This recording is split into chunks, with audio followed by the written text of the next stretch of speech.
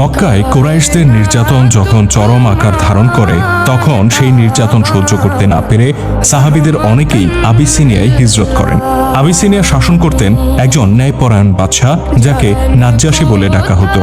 নাজ্জাশী যদিও খ্রিস্টান ধর্মের অনুসারী ছিলেন, তথাপি অপরাপর সকল ধর্ম বর্ণের মানুষের প্রতি তিনি ছিলেন সহানুভূতিশীল।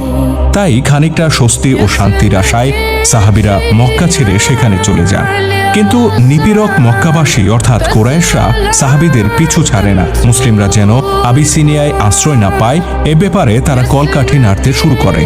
কুরাইশদের একটি প্রতিনিধি দল নাজ্জাশীর রাজ দরবারে গিয়ে হাজির হয়। নাজ্জাশী কুরাইশদের কথাও শুনলেন, আবার হিজরতকারী সাহাবীদের কথাও শুনলেন। অতঃপর তিনি নিজের সিদ্ধান্ত ঘোষণা করলেন। সেদিন কি ঘটেছিল নাজ্জাশীর রাজ দরবারে, কি ছিল নাজ্জাশীর সেই সিদ্ধান্ত?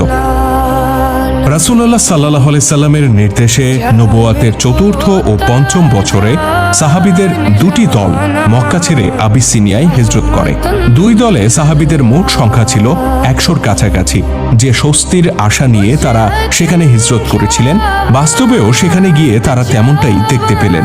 নাজ্জাশী তাদেরকে আবিসিনিয়ায় নিশ্চিন্তে বসবাস করার অনুমতি দিলেন। মক্কায় বছরের পর বছর নির্যাতনের ধকল কাটিয়ে তারা সেখানে সুস্থ স্বাভাবিক জীবন ফিরে পেলেন।